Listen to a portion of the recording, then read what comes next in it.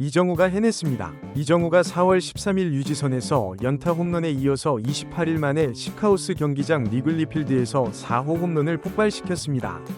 최근 10경기의 성적보다 시원한 장타가 없어서 답답했었지만 팬들의 갈증을 시원하게 해소해 주었습니다. 이런 기대는 사실 이정우가 만든 거지 팬들이 막무가내는 아니었습니다. 그죠? 지금부터 이정우의 대활약 소식 전해드리도록 하겠습니다. 어느새 이정우의 각 타격 지표 순위들이 밀려나게 되었습니다. 시즌 타율은 3할 3리, 132타수 40타, OPS는 0.844가 되었습니다. 최근 타격 페이스가 계속해서 내리막이었습니다. 최근 10경기에서 36타수 8타, 타율 2할 2푼 1리. 5월 들어서는 5경기에서 16타수 4안타, 타율 1할 8푼 8리입니다. 그런데 이런 상황에서도 세 타율을 유지하고 있다는 게 신기합니다. 이정우는 이틀 전에 3타수 무안타로 선발 출전 연속타 행진이 끝났지만 시카고스를 통해서 다시 안타를 시작하게 되었습니다. 이정우는 올 시즌 36경기 출전에서 40안타 고지를 밟았습니다. 최다 안타 선수와 한두 개 차이였지만 지금은 5개 차이로 벌어져 버렸습니다. 이정우는 올 시즌 데뷔 1년 차라고 해도 됩니다. 지난 시즌 162경기 중에 37경기밖에 출전하지 못했으니까요. 상대했던 팀은 9개 팀이었습니다. 그러니까 당연히 이번 시카고 컵스와의 경기도 처음이고 리글리 필드 경기장도 첫 경험입니다. 부상으로 인해서 회복에도 집중했지만 먼저 미국 문화와 팀에서 선수들과의 적응을 위해서 재활 중에도 팀과 동행을 했었습니다. 그로 인해서 우선 경기보다 마음이 편안해지면서 원래도 멘탈이 강한 선수였지만 미국에서도 본인만의 경기를 펼칠 수 있었습니다. 이정우가 부진하다고 하지만 여전히 예상 성적보다 훨씬 좋은 성적을 기록하고 있고 이정우는 KBO 때도 시즌 중에 슬럼프가 찾아와도 몰아치기를 해버리는 특유의 능력이 있기 때문에 이정우 팬이라면 그리 걱정하지도 않습니다. 솔직히 이정우가 메이저리그 MVP를 해주길 기대하진 않았잖아요. 이미 이정우의 활약은 샌프란시스코 팬을 넘어서 미국 전역에 제대로 알려주게 되었습니다. 이런 상황에서 이정우는 전날 에이스 투수를 상대로 안타를 제기했고 팀이 패배를 했지만 샌프란시스코 팀 자체가 무너질 상황도 아니었기 때문에 가을 야구에서 제대로 승부를 내려면 시카고 컵스 같은 강호를 상대로 좋은 경기를 해줘야 합니다.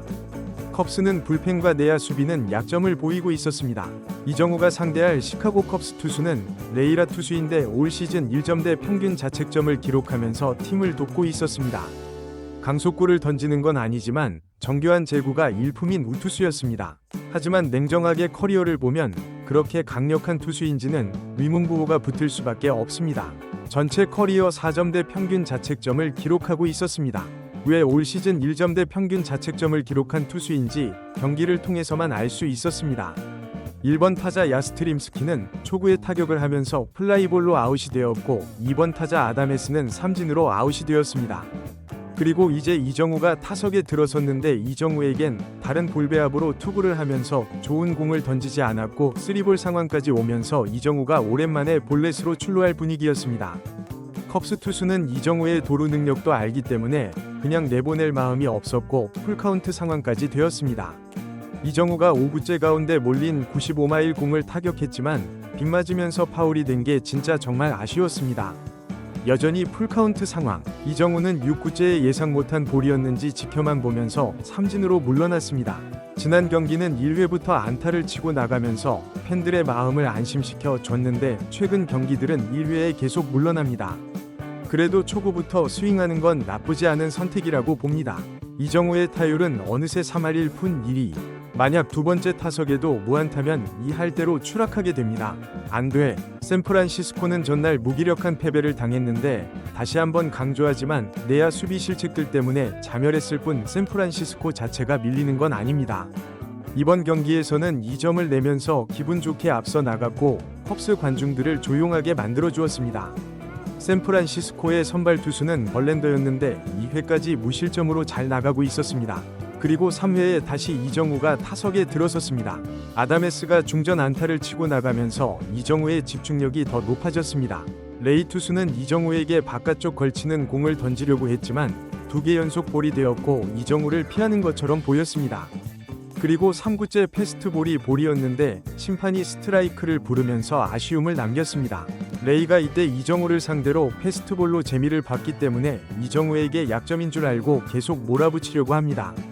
그리고 4구째 레이는 이번에도 패스트볼을 선택했습니다. 여기서 이정우가 제대로 풀스윙을 했고 170km짜리 속도로 쭉쭉 뻗어서 리글리필드 담벼락을 넘기는 투런 홈런포를 쏘아 올렸습니다. 와, 점수를 벌리는 시원한 홈런. 28일 만에 홈런이었습니다. 이정우도 정말 기뻐하는 4호 홈런이었습니다. 이정우가 지난 시즌 5월에 부상을 당했었죠. 그런데 이번 5월에 타격 침체가 오면서 5월은 이정우에게 안 맞는 건가 했는데 이정우에겐 슬럼프라는 게 없나 봅니다. 4대0, 이정우가 타점도 2개로 올렸고 득점도 추가하게 되었습니다. 레이가 이정우에게 93마일 패스트볼을 던졌는데 이정우는 이미 162km 강속구도 쉽게 안타를 치는 선수인데 93마일이면 이정우에게 배팅볼이죠. 1점대 평균 자책점 투수가 이정우에게 무슨 생각으로 4연속 패스트볼을 던진 건지 어리석어 보였습니다. 메이저리그 트위터에서는 실시간으로 이정우의 홈런 장면을 공개하면서 바람의 도시에서 바람의 손자가 4호 홈런을 달성했다고 전했습니다. 벌랜더가 3회의 홈런을 맞았고 4회의 컵스의 내야 수비 실책이 나오면서 5대2가 되었습니다. 하지만 컵스는 전날도 후반에 무섭게 점수를 뽑은 만큼 안심할 수는 없습니다. 심지어 컵스는 다른 팀을 상대로도 11대10으로 역전승을 하기도 했습니다. 이정우는 5회 다시 타석에 들어섰고 투수는 여전히 레이였습니다. 이건 정말 땡큐였죠. 이정우는 투수를 세 번째 만날 때 안타 확률이 5할이 넘습니다. 레이는 이정우에게 던진 공들이 더 달라졌습니다. 이정우는 2구째 볼을 스윙을 하기도 했습니다. 4구째에 다시 존 안으로 들어오자 이정우가 제대로 또 걷어올리면서 이 루타 코스였는데 이걸 컵스의 중견수가 호수비가 나오면서 이정우의 멀티 장타를 막아내 버렸습니다. 컵스의 중견수는 리그에서 최고 수비수라고 하더라고요. 정말 아쉽긴 했습니다. 이정우의 타율은 3타수 1안타이기 때문에 3할 4푼이 되었습니다. 7회에 이정우가 네 번째 타석에 들어서게 되었습니다. 우리에겐 필요한 건 뭐다? 멀티다. 컵스는 아담에스부터 상대하기 위해서 우투수가 마운드에 올라왔고 이정우가 좌투수에게 더 강한 걸 알고 있던 거죠. 이정우는 투 스트라이크로 몰려 있었습니다. 하지만 그 이후부터는 존 안으로 들어오면 타격을 하면서 역시나 쉽지 않은 타자임을 보여줬습니다. 투수는 98마일까지 뿌렸습니다. 웬만한 타자는 속을 만한 공에도 이정우는 속지 않으면서 투수를 당황하게 만들었습니다. 그러면서 8개의 공을 던지게 했습니다. 투수가 힘이 빠졌을까요? 구종을 바꾸어 봐도 다 쳐냅니다. 그리고 9구째 이정우가 슬라이더를 제대로 받아쳤고 14일 만에 멀티안타를 쳤고 이정우의 타율은 소폭 더 올라서 3할 9푼이 되었고 실시간으로 타격 8위가 되었습니다. 그런데 경기가 안타깝게도 9회 말에 동점을 허용하면서 벌랜드의 승리가 또 날아가 버리고 연장전에서 이정우가 10회 선두 타자로 나왔지만 안타를 치지 못하면서 3할 7푼이 되어버렸네요. 자, 그런데 여기서 끝이 아니었습니다. 11회 이정우가 다시 타석에 들어섰습니다. 8대5로 앞선 상황. 노아 19회 이정우가 타석에 들어섰는데 이정우가 초구에 안타를 치면서 추가 득점을 뽑아주고 6타수 3안타를 때리면서 승리의 주역이 되었습니다. 다행히 진짜로 역전승을 거두네요. 시리즈 1승 1패가 되었습니다. 이정우가 원정에서 강한 건 확실합니다. 내일도 이정우의 활약으로 위닝 시리즈를 달성하길 응원합니다.